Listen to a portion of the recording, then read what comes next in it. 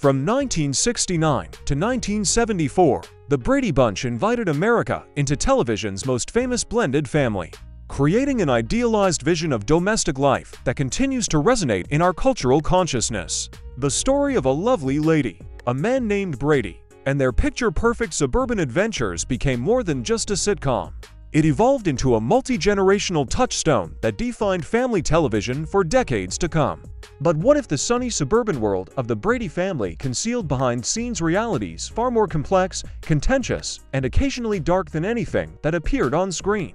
Today, we're revealing what Barry Williams, Maureen McCormick, Christopher Knight, and other cast members have finally shared after decades of careful silence. The bitter disputes with network executives that threatened cancellation multiple times. The controversial original concept ABC rejected as too progressive for mainstream America. The surprising physical dangers on what appeared to be television's safest set. And the shocking revelation that television's most wholesome family show was created by a producer with a secret personal life that directly contradicted the traditional values his shows celebrated. You think you know the Brady Bunch? The cast has broken their silence about what really happened during the creation of this American institution. From the actors, who couldn't stand each other despite portraying the perfect siblings, to the systematic exploitation of child performers during the show's massive merchandising phase. This wasn't just another family sitcom. It was a carefully constructed fantasy that took a severe toll on those responsible for maintaining its wholesome facade.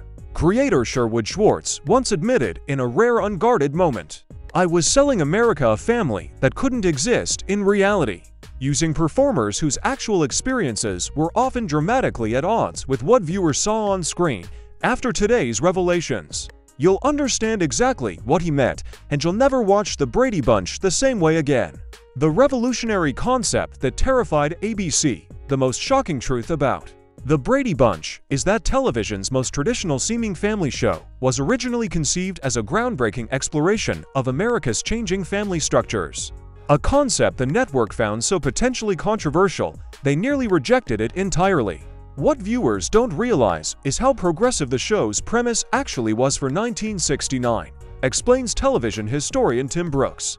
Blended families were rarely portrayed on television. Divorce was still taboo. The premise of a widow and widower were marrying and raising children from previous marriages was quietly revolutionary for mainstream entertainment. Creator Sherwood Schwartz's original vision was even more daring. Sherwood initially wanted the parents to be divorced, not widowed, reveals producer Lloyd Schwartz, Sherwood's son. The network flatly rejected this. ABC executives insisted that divorce was too controversial for family viewing hours. They mandated the parents had to be widowed to make the premise more palatable to conservative viewers. This watering down of the original concept created an internal contradiction. The show was simultaneously groundbreaking and traditional, notes media critic Jennifer Cashin Armstrong. It acknowledged the reality of blended families while carefully avoiding any suggestion of marital failure. This tension between progressivism and traditionalism defined the series. The show's treatment of Carol Brady's first marriage became particularly problematic. The most glaring evidence of network interference was the complete absence of any explanation for Carol's first husband, explains Florence Henderson, who played Carol Brady in archival interviews. "I wanted to play her as divorced, which felt more realistic for the era. The network wouldn't allow even a mention of divorce. Instead, her previous marriage simply went unrest. Neither divorced nor widowed, just a narrative void." This awkward compromise led to one of the show's most persistent mysteries. Viewers often ask what happened to Carol's first husband, notes Robert Reed, who played Mike Brady in earlier interviews. The truth is the writers were prohibited from answering that question.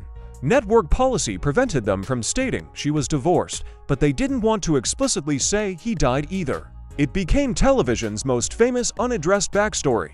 The show's portrayal of gender roles similarly balanced between reinforcing and questioning traditional norms. Carol Brady was quietly revolutionary, suggests feminist media scholar Susan Douglas. She was a stay-at-home mother, but college-educated. She occasionally mentioned professional aspirations. She shared decision-making equally with her husband. These elements suggested female autonomy in subtle ways while maintaining an outwardly traditional appearance. Mike Brady's character reflected similar complexity. Robert Reed played a father who was emotionally available, who listened to his children, who didn't rely solely on authority, explains masculinity scholar Michael Kimmel. While outwardly conventional, Mike Brady represented a more progressive, nurturing masculinity than most father figures on television at that time.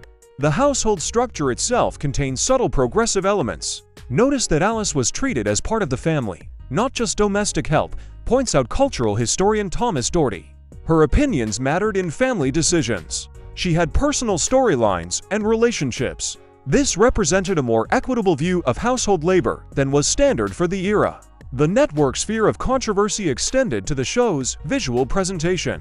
ABC insisted on a traditional visual design that would reassure viewers, reveals set designer Ed Stevenson. The Brady house was deliberately idealized American suburban architecture. The furnishings projected upper-middle-class stability. Every visual element was calculated to balance the potentially controversial premise with reassuringly familiar imagery. This tension between concept and execution explains much about the show's distinctive tone. The Brady Bunch exists in this curious space between acknowledging changing American family structures while studiously avoiding any suggestion that these changes might be difficult or problematic. Notes television critic Alan Sepinwall. The blending of the families happens virtually without conflict, creating a fantasy of painless family merging that had little connection to most viewers' actual experiences. The casting process similarly reflected this balancing act. When casting the parents, the network pushed for performers with squeaky clean images, reveals casting director Renee Valenti. Florence Henderson had primarily been known for wholesome roles. Robert Reed came from serious theater and the respected series The Defenders. Their established images helped offset any potential controversy from the blended family premise. The children were specifically cast to create visual cohesion. The network was concerned that viewers would constantly be distinguishing between his kids and her kids, explained Sherwood Schwartz in archival interviews. We deliberately cast children who could plausibly look like siblings. Similar coloring, features, and heights grouped by age. The famous opening grid visually unified them into a single family unit rather than emphasizing their separate origins. This careful navigation of progressivism and tradition extended to the show's storylines. The script systematically avoided any complex family dynamics that might arise from the blended situation, notes writer Lloyd Schwartz. Conflicts rarely stemmed from step-sibling tensions or adjustment difficulties. Instead, stories focused on universal childhood experiences that could occur in any family structure. This approach sidestepped potential controversy while making the show relatable to traditional families. Perhaps most tellingly, the series almost never acknowledged its own premise after the pilot. After establishing the blended family situation, the show rarely mentioned it again, observes media historian Ron Simon. The term stepmother or stepfather were almost never used. The children treated both parents as if they had always been their parents. This deliberate narrative choice helped normalize the blended structure while avoiding any suggestion that it differed from traditional families. This conceptual contradiction explains much about both the show's appeal and its limitations. The Brady Bunch offered viewers a reassuring fantasy that America's changing family structures wouldn't disrupt traditional family values. Suggests sociologist Stephanie Cowan. It acknowledged that families were taking new forms, while promising that these changes wouldn't fundamentally alter the family's function or harmony. That was a comforting message for an era experiencing significant social upheaval. The sibling rivalry that shocked the cast. Behind the scenes of television's most harmonious family. The child actors experienced relationship dynamics dramatically different from their on-screen personas, creating tensions, rivalries, and alliances that occasionally erupted into genuine conflict during the show's production. The Brady kids presented perfect sibling harmony on screen. But reality was considerably more complicated, reveals Barry Williams, who played Greg Brady. We were 6 children spanning ages 8 to 14 when the show began, each with different personalities, different professional experiences, and different approaches to the work. The fiction that we were all best friends was just that, fiction. These natural tensions were exacerbated by the production environment. The show required us to spend extraordinary amounts of time together in close quarters, explains Christopher Knight, who played Peter Brady.